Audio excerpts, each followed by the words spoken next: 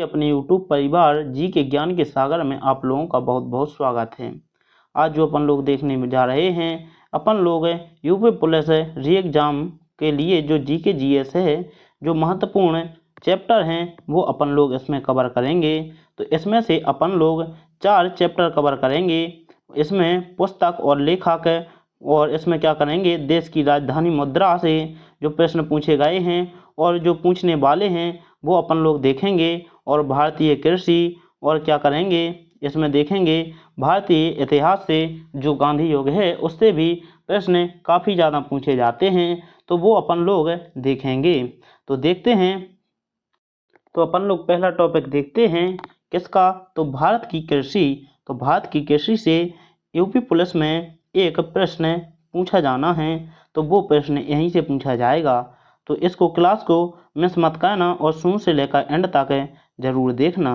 तो देखें कि भारत में सबसे अधिक कॉफ़ी उत्पादन करने वाला राज्य कौन सा है। तो जो कॉफ़ी उत्पादन करने वाला राज्य है वह कौन सा है।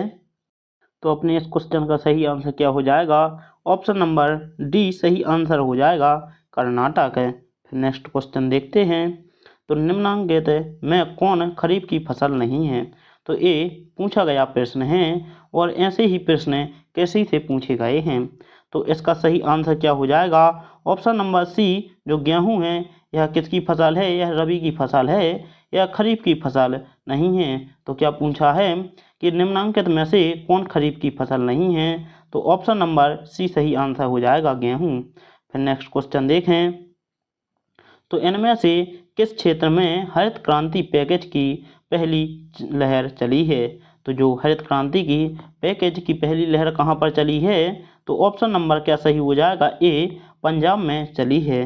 तो ये भी आप लोगों को बहुत अच्छे से ध्यान रखना है, क्योंकि ये प्रश्न आने के बहुत ही चांस हैं। तो एक प्रश्न कैसे से पूछा जाना है, तो वो भी आप लोगों से यदि सही से आप लोग क्लास देखेंगे तो आप लोगों को ये क्वेश्चन सभी बन जाएंगे। तो एक क्वेश्चन हो गया। अब देखते हैं नेक्स्ट। तो देखें निम्नलिखित में से किस प्रकार की खेती को असम में झूम के रूप में जाना जाता है। तो किस खेती को जाना जाता है, तो ऑप्शन नंबर सी सही आंसर क्या हो जाएगा, स्थानांतरित कृषि को किस नाम से जाना जाता है असम में, तो झूम कृषि के नाम से जाना जाता है। तो ये प्रश्न बहुत ही महत्वपूर्ण है, ये भी आप लोगों को याद हो गया होगा।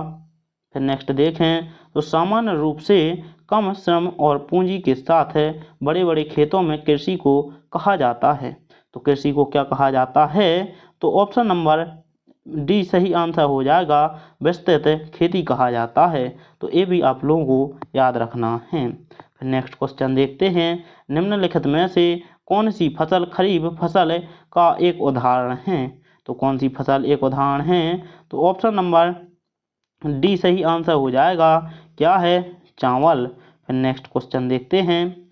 तो देखें निम्नलिखित में से किस फसल को बंगाल का सुनहरा रेशा कहा जाता है या गोल्डन फेवर कहा जाता है। तो इसका सही आंसर क्या हो जाएगा, ऑप्शन नंबर डी सही आंसर हो जाएगा, जूट को कहा जाता है। तो ये 2020 से और ये 2024 में भी जो एग्ज़ाम हुए हैं उनके प्रीवियस ईयर के प्रश्न हैं। तो इनसे ये प्रश्न पूछा जाना बहुत ज़रूरी पूछा जाएगा ये यूपी पुलिस में। तो आप लोगों को बहुत अच्छे से ये सभी प्रश्न याद कर रखने हैं। नेक्स्ट देखते हैं। तो मई 2022 तक भारत में चीनी का सबसे बड़ा उत्पादक राज्य कौन रहा है या कौन सा है। तो इसका सही आंसर क्या हो जाएगा, ऑप्शन नंबर डी महाराष्ट्र रहा है। 2022 तक, मई 2022 तक भारत में चीनी का सबसे बड़ा उत्पादक महाराष्ट्र रहा है, ये भी आप लोगों को याद रखना है। फिर नेक्स्ट देखते हैं।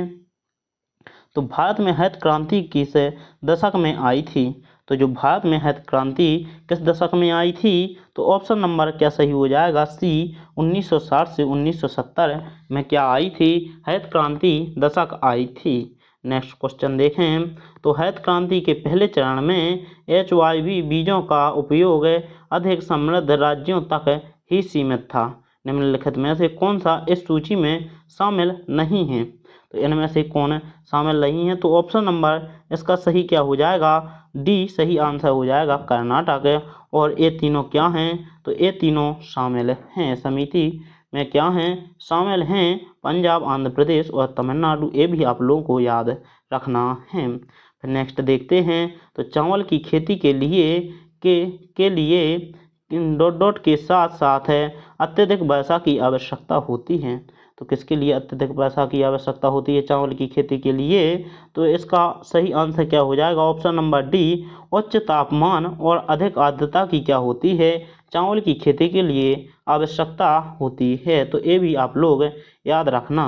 फिर नेक्स्ट देखते हैं, तो रबी की फसल के संबंध में निम्नलिखित में से कौन सही नहीं है? तो कौन इनमें से सही नहीं है?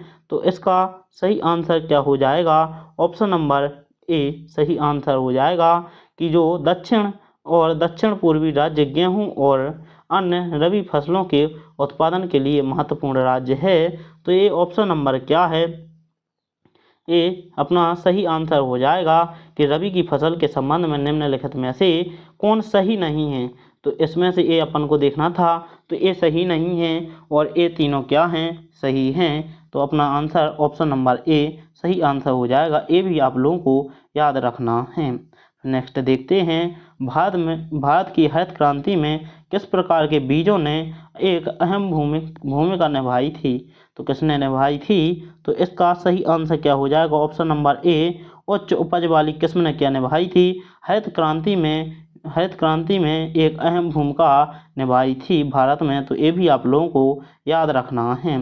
फिर नेक्स्ट देखते हैं, भारत की कृषि में हरित क्रांति का अर्थ क्या है? तो भारत में जो हरित क्रांति है इसका अर्थ क्या है?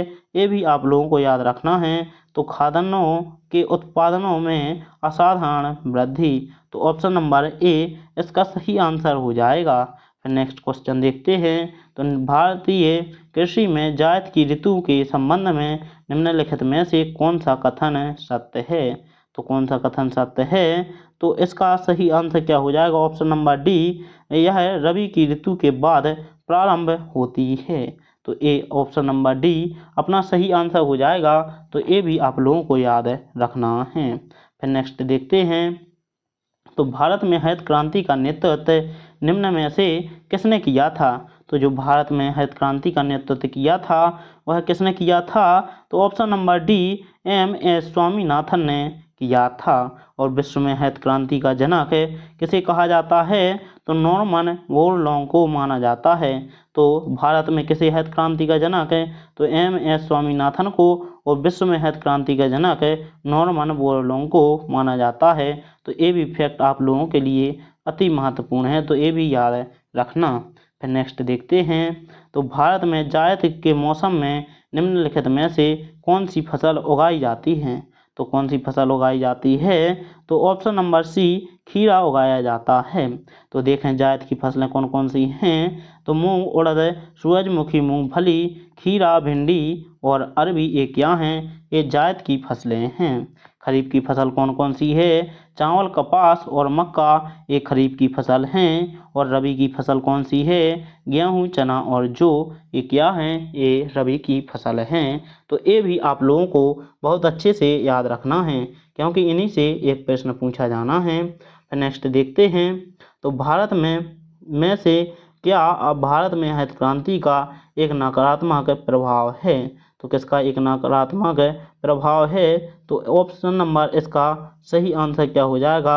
डी सही आंसर हो जाएगा। 1, 2 और तीनों का क्या है?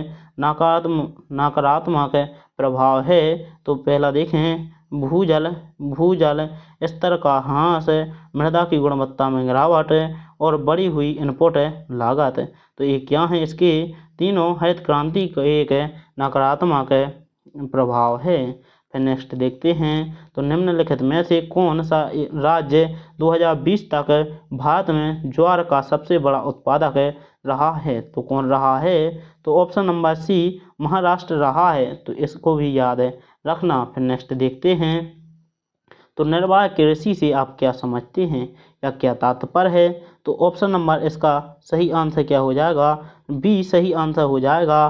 कृषक मुख्य रूप से बाजार के लिए उत्पादन करते हैं।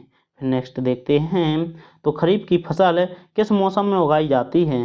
तो जो खरीफ की फसल होती है यह किस मौसम में उगाई जाती है? तो ऑप्शन नंबर डी, वर्षा ऋतु में उगाई जाती है। नेक्स्ट देखते हैं, तो देखें भारत में बाबा बुदान पहाड़ियों पर किसकी खेती शुरू की गई थी? तो किसकी खेती शुरू की गई थी? तो ऑप्शन नंबर बी सही आंसर हो जाएगा, कॉफ़ी की खेती शुरू की गई थी।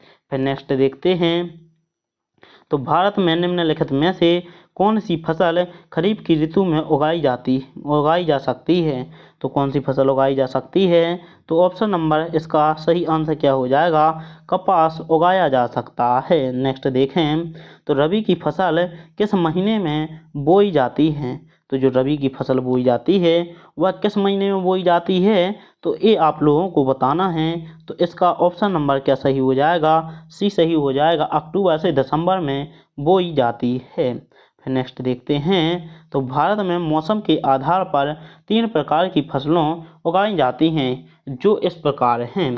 तो पहले खरीफ की फसल को जून जुलाई में बोकर अक्टूबर नवंबर में काट लिया जाता है। खरीफ की फसलों में कौन कौन सी आती हैं? धान, मक्का, बाजरा, कपास, मूंगफली आदि फसलें शामिल हैं। तो ये भी आप लोगों को याद रखना है। फिर देखें, रबी की फसल को अक्टूबर नवंबर में बोकर मार्च अप्रैल में काट लिया जाता है और इसमें शामिल होते हैं गेहूँ, जौ, चना, मटर, सरसों आदि इसमें शामिल होते हैं। और जो जायद की फसलें होती हैं, जायद की फसलों का उत्पादन मार्च से जून के बीच में होता है और इसमें ककड़ी, खीरा, तरबूज आदि फसलें शामिल हैं। तो ये भी आप लोगों को याद रखना है क्योंकि इनमें से भी प्रश्न पूछा जा सकता है। फिर नेक्स्ट देखते हैं, तो देखें भारत और बांग्लादेश किसके प्रमुख उत्पादक हैं? तो जो भारत और बांग्लादेश है यह किसका प्रमुख उत्पादक है? तो ऑप्शन नंबर बी सही आंसर हो जाएगा, जूट का उत्पादक है। फिर नेक्स्ट देखते हैं, तो खरीफ की इनमें से किस फसल को भोजन और चारे दोनों के रूप में इस्तेमाल किया जाता है? तो किस में किया जाता है? तो ऑप्शन नंबर बी मक्का के रूप में इस्तेमाल किया जाता है कि भोजन के रूप में भी और चारे के रूप में। ऐसी खरीफ की फसल कौन सी है? ये प्रश्न बहुत ही महत्वपूर्ण है, तो इसको आप लोग बहुत अच्छे से याद रखना क्योंकि ये प्रश्न आने की बहुत संभावना है। नेक्स्ट देखते हैं, भारत की कृषि की दी गई मुख्य विशेषताओं में आदिम जीविका कृषि की विशेषता क्या है? तो कौन सी विशेषता है? तो इसका सही आंसर क्या हो जाएगा, ऑप्शन नंबर डी, कर्तन और दहन। तो क्या किया जाता है, जो वनस्पतियों को काटकर उनको जलाकर क्या किया जाता है, जो राख बचती है उनको मिट्टी में मिलाना क्या कहलाता है, कर्तन और दहन कहलाता है। फिर नेक्स्ट देखते हैं, रेशेदार फलों के उस समूह की पहचान करें जिनका भारत में बड़े पैमाने पर उत्पादन होता है। तो ऐसा कौन सा है कि जो भारत में सबसे बड़ा क्या है, बड़े पैमाने पर उत्पादन होता है? तो ऑप्शन नंबर डी, जूट और कपास का सबसे बड़ा उत्पादन कौन करता है? तो यह भारत करता है। नेक्स्ट देखते हैं, स्थानांतरीय कृषि को भारत के किस राज्य में बिग्रा के नाम से जाना जाता है या ब्रिंगा के नाम से जाना जाता है? ये भी आप लोगों को याद रखना है। तो ओडिशा में जो स्थानांतरीय कृषि होती है उसे भारत के ओडिशा राज्य में बिंगरा के नाम से जाना जाता है और जो ओडिशा की राजधानी है यह भुवनेश्वर है। तो भुवनेश्वर, तो इसको भी आप लोग याद रखना है। तो जो ओडिशा की राजधानी भुवनेश्वर है इसको भी याद रखना है।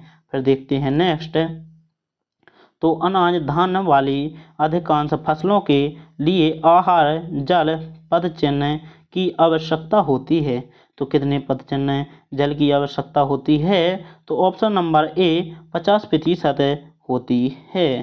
फिर नेक्स्ट देखते हैं, तो निम्नलिखित में से किसने केरल जिला सहकारी दुग्ध उत्पादक संघ लिमिटेड के कार्य का विस्तार करने में मदद की जिससे वह श्वेत क्रांति का अग्रदूत बना?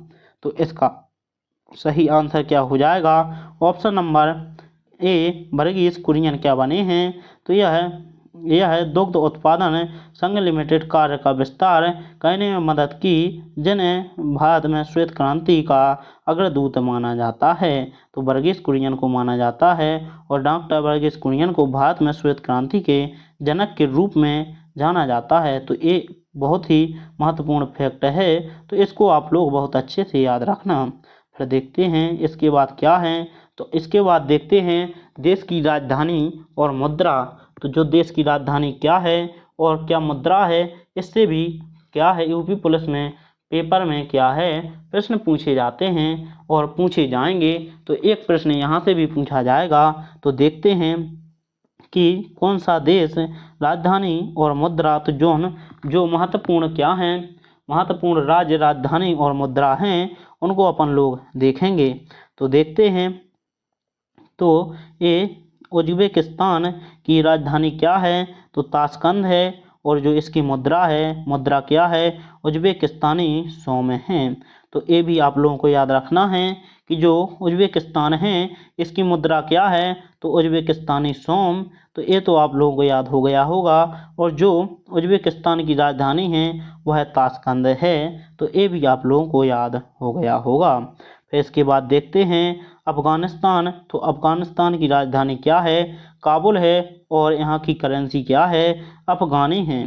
तो ये भी आप लोगों को याद रखना है कि जो अफगानिस्तान की राजधानी है वह काबुल है, और जो अफगानिस्तान की मुद्रा है वह क्या है, अफगानी है। तो ये भी आप लोगों को याद हो गया होगा। अब देखते हैं ओमान। तो ओमान की क्या है राजधानी, मस्काट, और इसकी मुद्रा क्या है, ओमनी रियाल। तो ये भी आप लोगों को याद हो गया होगा कि जो ओमान से क्या हो जाएगा, ओमनी रियाल। तो ये तो सभी लोगों को याद हो गया होगा। फिर देखते हैं इजराइल। तो इजराइल की राजधानी क्या है, जेरूसलम, और इसकी मुद्रा क्या है, इजरायली नई शकेल। तो ये भी आप लोगों को याद हो गया होगा, क्योंकि जो इजराइल है और इजरायली नई शकेल, तो मुद्रा तो आप लोगों को याद हो गई होगी। इनकी साथ में आप लोगों को राजधानी भी याद करनी है। और कंबोडिया। तो कंबोडिया की नाम पेन है।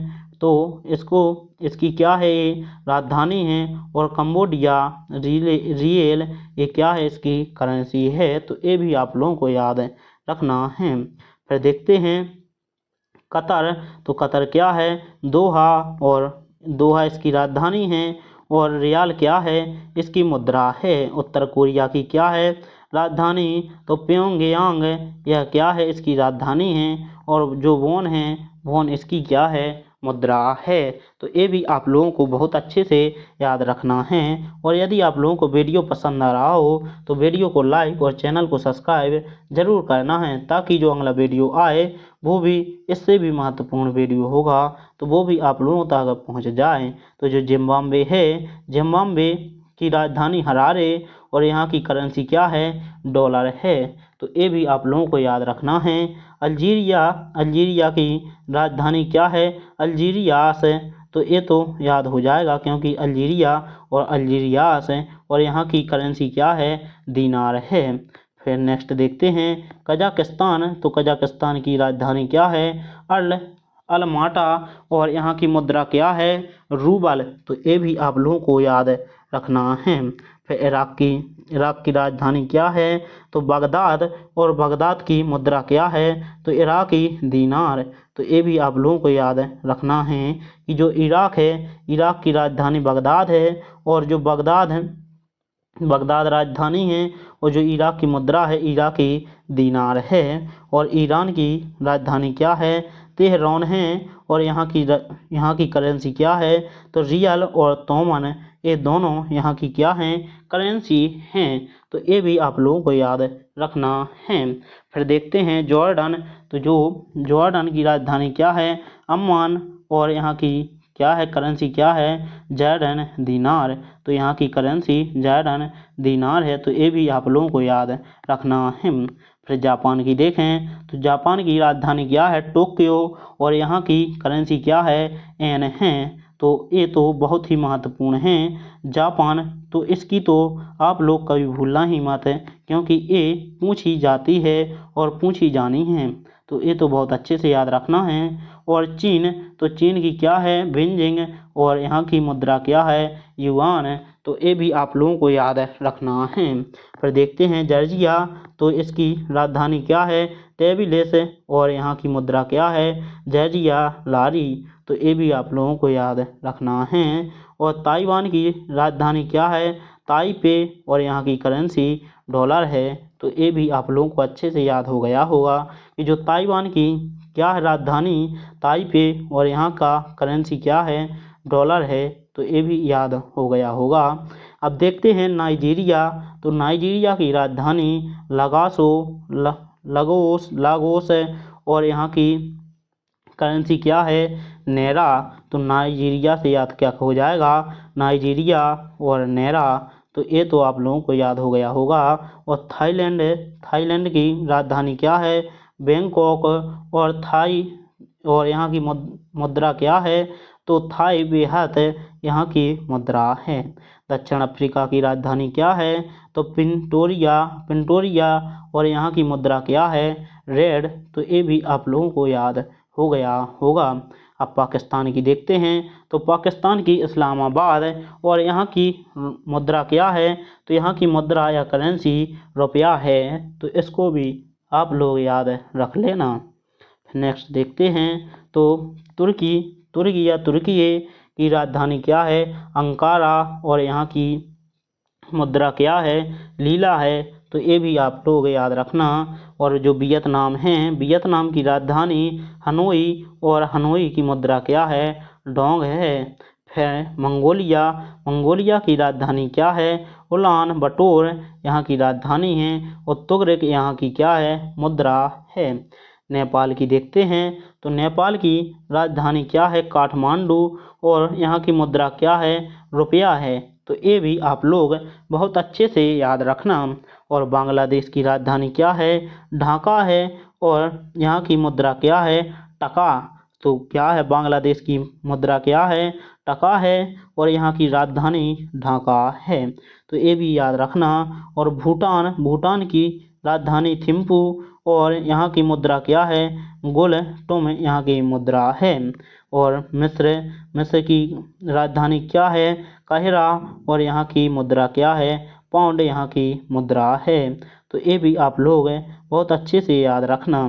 फिर देखते हैं नेक्स्ट, तो मालदीव की राजधानी क्या है, माले, और यहाँ की मुद्रा क्या है, मालदीव रुपया, तो यहाँ की मालदीव रुपया यहाँ की मुद्रा है। और यहाँ पर मोरक्को की राजधानी रबात, और यहाँ की मुद्रा क्या है, दरहम है।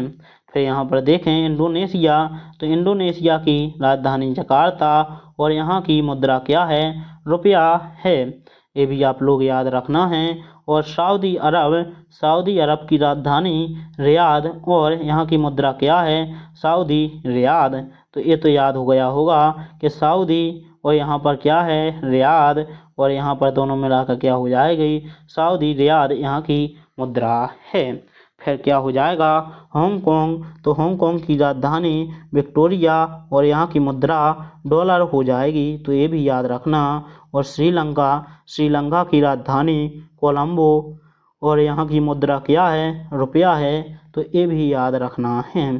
फिर युगांडा की राजधानी खर्तूम, और यहाँ पर जो मुद्रा है, यहाँ पर मुद्रा पाउंड है। फिर इनमें से आप लोगों को कौन कौन याद रखने हैं वो हम आप लोगों को बताते हैं। तो देखें मोरक्को, तो यहाँ पर आप लोगों को मोरक्को की राजधानी याद रखनी है, और मुद्रा और राजधानी ये तीनों याद रखने हैं। यहाँ पर इंडोनेशिया की रखना है आप लोगों को याद, जकार्ता और रुपया। और यहाँ पर युगांडा की क्या है, खरतूम और पाउंड, ये भी याद रखना है।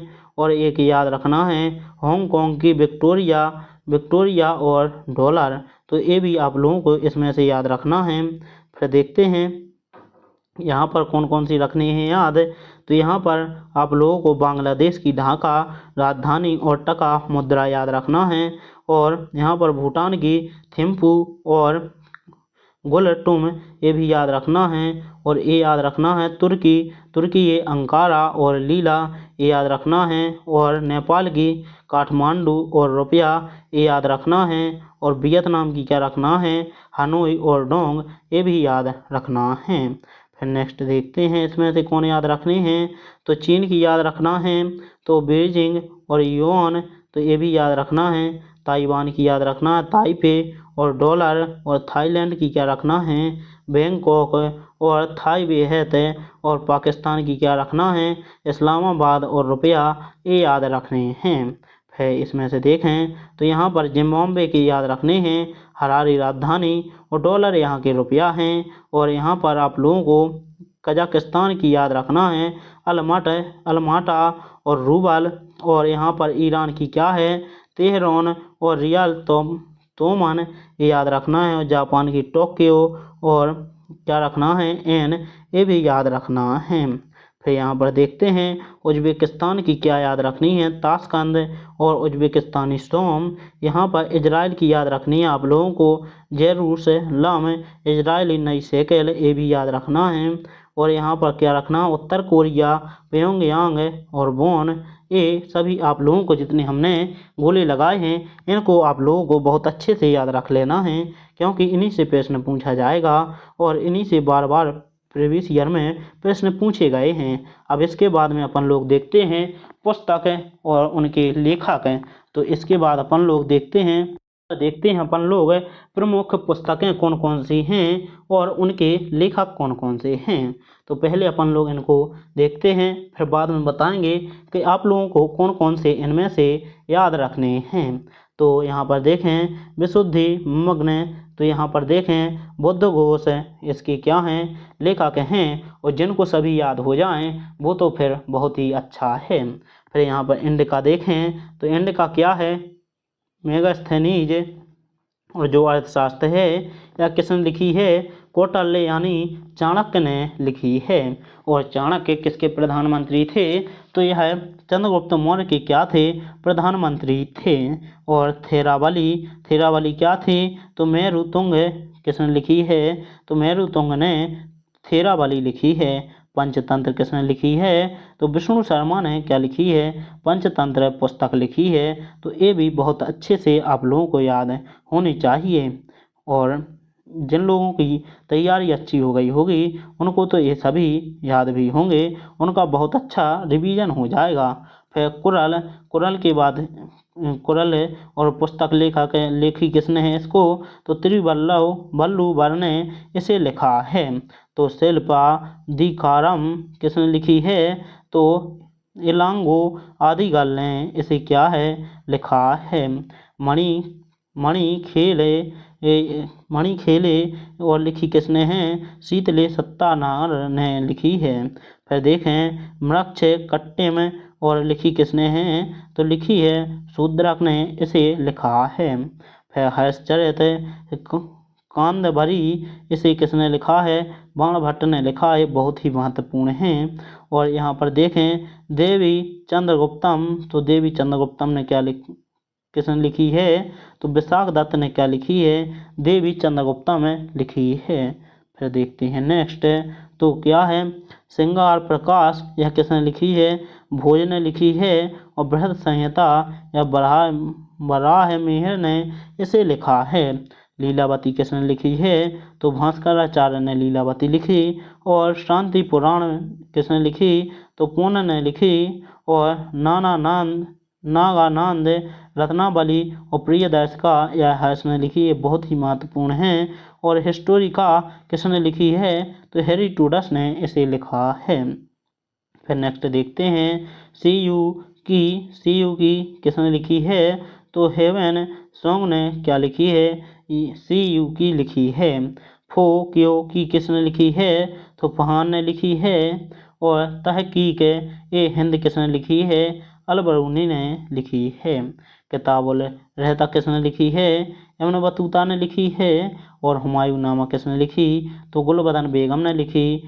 ये सभी बहुत ही महत्वपूर्ण हैं। और शाहनामा किसने लिखी, तो फिरदौसी ने शाहनामा लिखी है।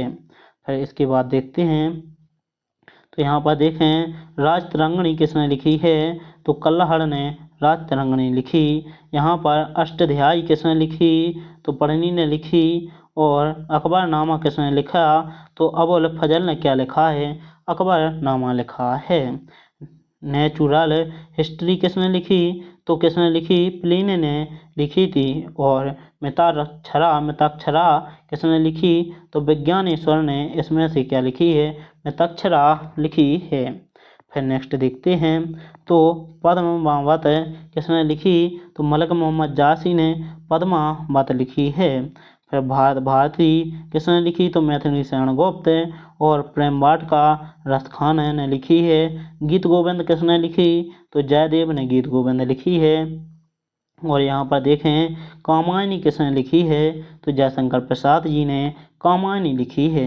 और मुद्रा राक्षस किसने लिखी, तो विशाख दत्त ने मुद्रा राक्षस लिखी है।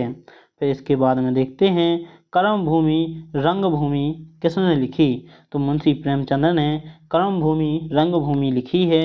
और चंद्रकांता किसने लिखी है, तो देवकी नंदन खत्री ने क्या लिखी है, चंद्रकांता लिखी है। आल्हा खंड किसने लिखा है, तो जगनक ने आल्हा खंड लिखा है। बराह है मासी 15 तिथि किसने लिखी है, तो सिंगाजी ने लिखी है। और सेतु बंद किसने लिखा, तो प्रवर सेन द्वितीय ने सेतु बंद लिखा है। वो अनामिका और परमल किसने लिखा है, तो सूर्यकांत त्रिपाठी निराला ने इसे क्या किया है, लिखा है। फिर यहाँ पर चिदम्बरा किसने लिखा है, तो सुमंत्रानंदन पंत ने लिखा है। कुरुक्षेत्र और वसी किसने लिखा है, तो रामधारी सिंह दिनकर जी ने क्या लिखा है, कुरुक्षेत्र और वसी लिखा है। भारती किसने लिखा है, तो मैथिली शरण गुप्त।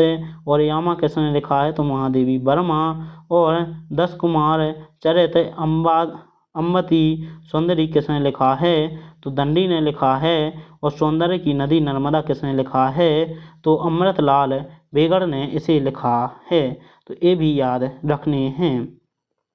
फिर इसके बाद देखते हैं गीत फिरोज और बुनी हुई रस्सी ये किसने लिखा है, तो भवानी प्रसाद मिश्र ने लिखा है। तो ये आप सभी के हिंदी में ये सभी आप लोगों के कवर हो जाएंगे, क्योंकि हिंदी में इनसे एक प्रश्न पूछा जाता है पुस्तकों से। तट की खोज नागफनी की कहानी यह किसने लिखी है, तो हरिशंकर परसाई जी ने लिखी है। गंगा लहरी राम रसायन यह किसने लिखी है, तो पद्माकर ने इसे लिखा है। और गेड़ बाहो किसने लिखा है, तो वाक्यपति ने इसे लिखा है। हिम तरंगिनी योग चरण यह किसने लिखा है, तो माखनलाल चतुर्वेदी। और कुमकुम रश्मि रेखा उर्मिला यह किसने लिखा है, तो बालकृष्ण शर्मा नवीन ने इसे लिखा है।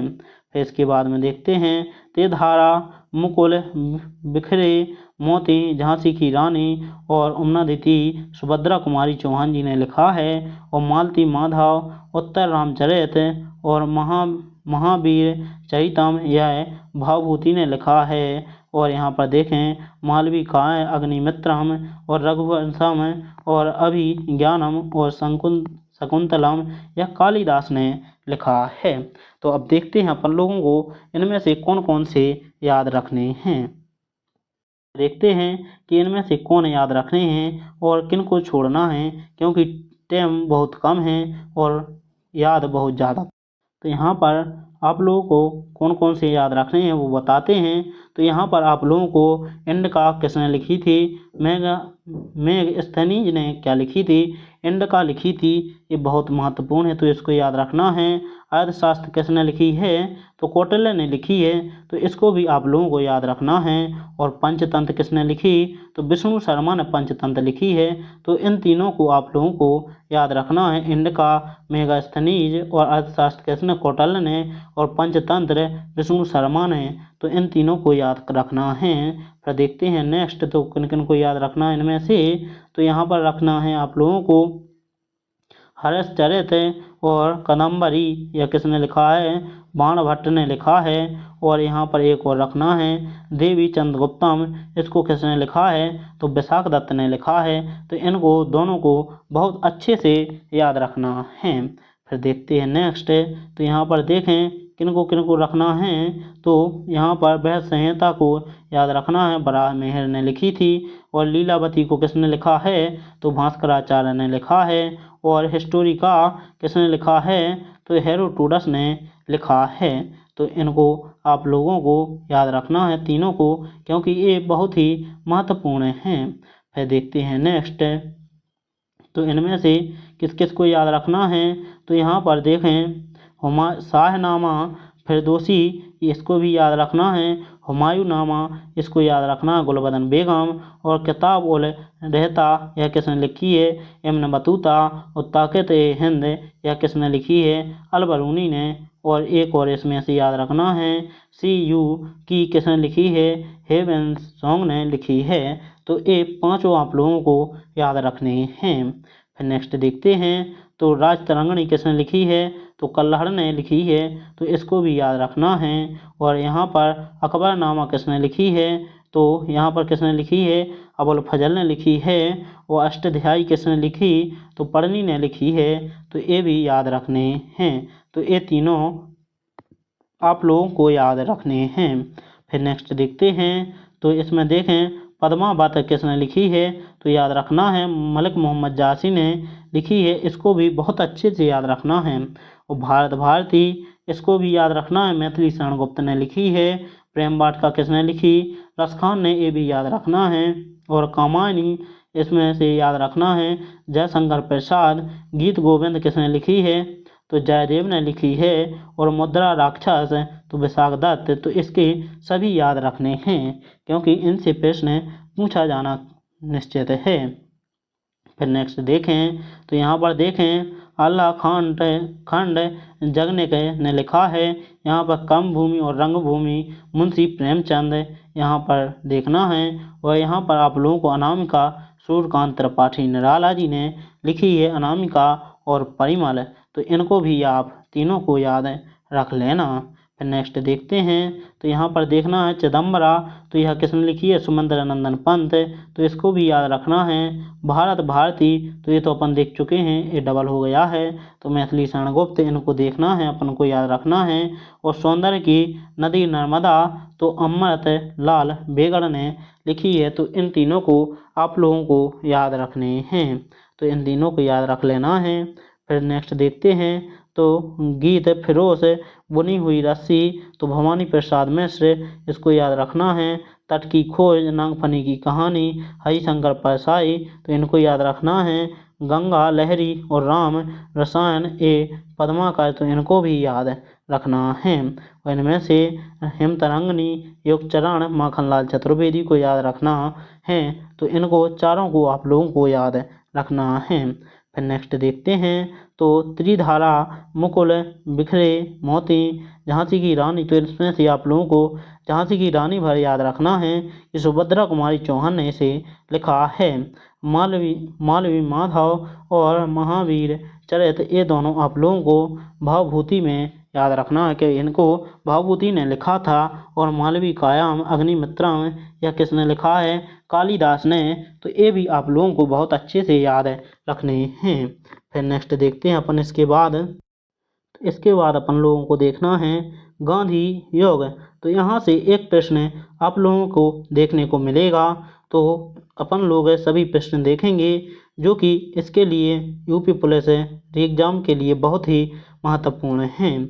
तो इसको देखना है। तो देखते हैं पहला क्वेश्चन, कि देखें भारत की आज़ादी के समय कांग्रेस के अध्यक्ष कौन थे। तो जब भारत आज़ाद हुआ उस समय कांग्रेस के अध्यक्ष कौन थे, तो ऑप्शन नंबर डी सही आंसर हो जाएगा। JB कृपलानी जी क्या थे, जब भारत आज़ाद हुआ उस समय JB कृपलानी जी अध्यक्ष थे। नेक्स्ट देखते हैं, तो नेक्स्ट देखें इंकलाब जिंदाबाद का नारा किसने दिया था। तो ये भी आप लोगों को याद रखना है कि जो भगत सिंह जी थे, उन्होंने कौन नारा दिया था, कौन सा नारा दिया, कि इंकलाब जिंदाबाद का नारा दिया था। तो ये बहुत ही महत्वपूर्ण है, इन सभी को याद रखना है। फिर नेक्स्ट देखते हैं, जनरल माइको डायर की हत्या किसने की थी। तो किसने की, तो ऑप्शन नंबर बी सही आंसर हो जाएगा। ऊधम सिंह जी ने माइक ओ डायर की हत्या की थी। फिर नेक्स्ट देखते हैं, असहयोग आंदोलन शुरू करने के समय भारत के वायसराय कौन थे? तो भारत के वायसराय कौन थे? तो लॉर्ड चेम्सफोर्ड क्या थे? भारत के वायसराय थे। फिर नेक्स्ट देखते हैं, जय हिंद का नारा किसने दिया था? तो जो जय हिंद का नारा दिया था तो सुभाष चंद्र बोस जी ने दिया था, तो ये भी आप लोग याद रखना। फिर नेक्स्ट देखते हैं, अंग्रेज पुलिस अफसर कैप्टन सैंडर्स किसके द्वारा गोली से मारा गया था? तो किसके द्वारा गोली से मारा गया था? तो ऑप्शन नंबर सी, भगत सिंह के द्वारा मारा गया था। नेक्स्ट देखते हैं, महात्मा गांधी ने सत्याग्रह क्रिया विधि सबसे पहले प्रयुक्त की? तो सबसे पहले कहाँ प्रयुक्त की? तो ऑप्शन नंबर बी, चंपारण में प्रयुक्त की। नेक्स्ट देखते हैं, निम्नलिखित में से कौन दांडी मार्च में हत्या महात्मा गांधी के साथ था? तो जो दांडी मार्च में कौन महात्मा गांधी के साथ था? तो ऑप्शन नंबर ए, वेब मिलर क्या थे? यह महात्मा गांधी के साथ थे। फिर नेक्स्ट देखते हैं, तो नेक्स्ट देखें, 15 अगस्त 1947 को निम्नलिखित में से कौन भारतीय राष्ट्रीय कांग्रेस का अध्यक्ष था? तो कौन भारतीय राष्ट्रीय कांग्रेस का अध्यक्ष था? तो option number D, J B. Kripalani ji क्या थे? यह भारतीय राष्ट्रीय कांग्रेस के अध्यक्ष थे। नेक्स्ट देखते हैं, तो देखें, निम्नलिखित में से किसने 1946 के कैबिनेट मिशन का नेतृत्व किया था? तो किसने किया था? तो option number b, Sir Patrick Lawrence ने किया था। नेक्स्ट देखते हैं, तो निम्नलिखित में से किसने सभी 3 गोलमेज सम्मेलनों में भाग लिया था? तो किसने लिया था? तो ऑप्शन नंबर ए सही आंसर हो जाएगा, बी.आर. अम्बेडकर ने लिया था। फिर नेक्स्ट देखते हैं, पुस्तक the history of the integration of the Indian states किसने लिखी? तो किसने लिखी थी? तो इसका ऑप्शन नंबर डी सही आंसर हो जाएगा, बी.पी. मेमन ने लिखी थी। नेक्स्ट देखते हैं, किसने कहा था मेरी पीठ पर किया जाने वाला प्रहार ब्रिटिश सत्ता के ताबूत में एक कील सिद्ध होगी? तो किसने कहा था? तो ऑप्शन नंबर सी, लाला लाजपत राय ने कहा था।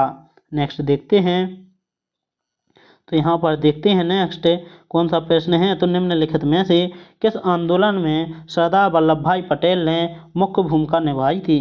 तो कहाँ के आंदोलन में निभाई थी? तो ऑप्शन नंबर बी, बरदौली के सत्याग्रह में क्या निभाई थी? सरदार वल्लभ भाई पटेल ने मुख्य भूमिका निभाई थी। ये भी आप लोगों को याद रखना है। फिर नेक्स्ट देखते हैं, निम्नलिखित में से किसने भारतीय राष्ट्रीय कांग्रेस के कराची अधिवेशन 1931 की अध्यक्षता की थी? तो ये भी आप लोगों को याद रखना है। तो ऑप्शन नंबर इसका सही आंसर क्या हो जाएगा? सरदार वल्लभ भाई पटेल ने की थी। नेक्स्ट देखते हैं, तो नेक्स्ट देखते हैं, भारत में जब क्रिप्सन मिशन आया उस समय भारत का वायसराय कौन था? तो जब भारत में क्रिप्सन मिशन आया था उस समय भारत का वायसराय लॉर्ड लिंथिगो था।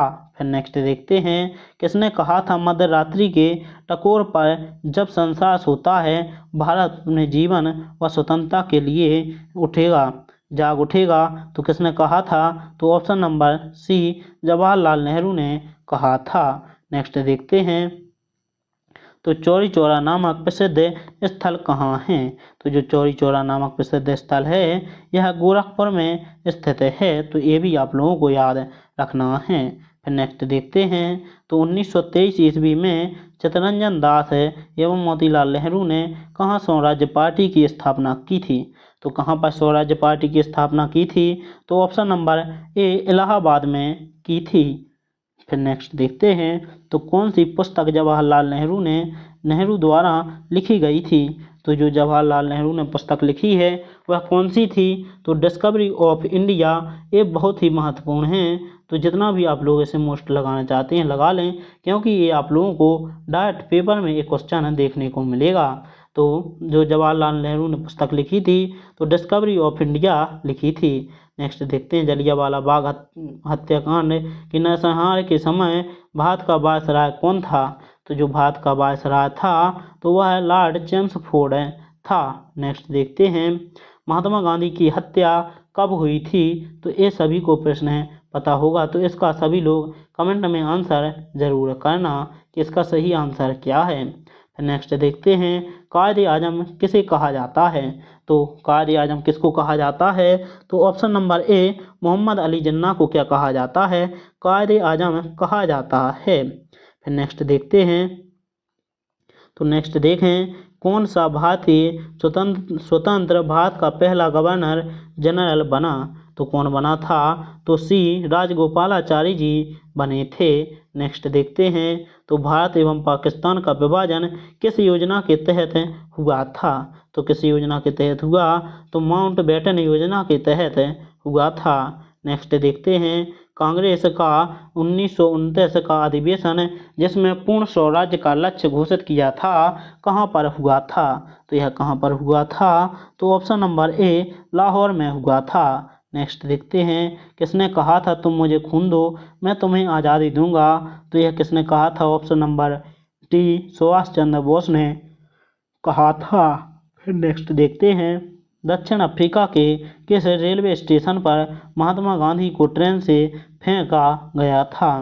तो कहाँ, दक्षिण भारत के किस रेलवे स्टेशन पर महात्मा गांधी को ट्रेन से फेंका गया था, तो पीटर मारिट्सबर्ग में क्या किया गया था, महात्मा गांधी को ट्रेन से नीचे फेंक दिया गया था। फिर नेक्स्ट देखते हैं, तो नेक्स्ट देखें निम्नलिखित में से किसने सत्याग्रह शब्द को गढ़ा। तो किसने सत्याग्रह शब्द को गढ़ा, तो option number B Mahatma Gandhi ji ने सत्याग्रह शब्द को गढ़ा है। नेक्स्ट देखते हैं महात्मा गांधी ने भारत में अपना पहला जनभाषण कहाँ दिया था।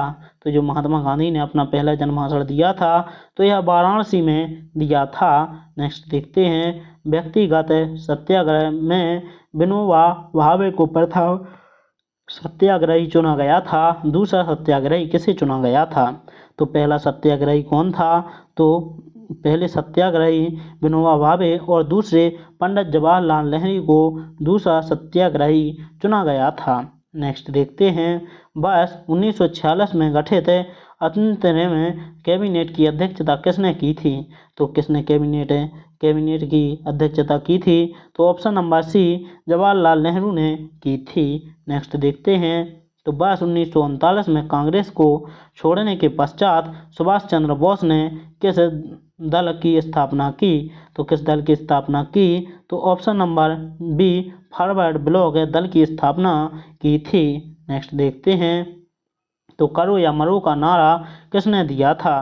तो डू और डी का नारा किसने दिया था, तो option number D Mahatma Gandhi ji ने यह नारा दिया था कि करो या मरो। फिर नेक्स्ट देखते हैं भारत छोड़ो आंदोलन के समय इंग्लैंड का प्रधानमंत्री कौन था। तो जब भारत छोड़ो आंदोलन शुरू हुआ उस समय इंग्लैंड का प्रधानमंत्री कौन था, तो ऑप्शन नंबर ए चर्चिल था। नेक्स्ट देखते हैं भारतीय राष्ट्रीय कांग्रेस के सबसे अधिक समय तक अध्यक्ष कौन रहे।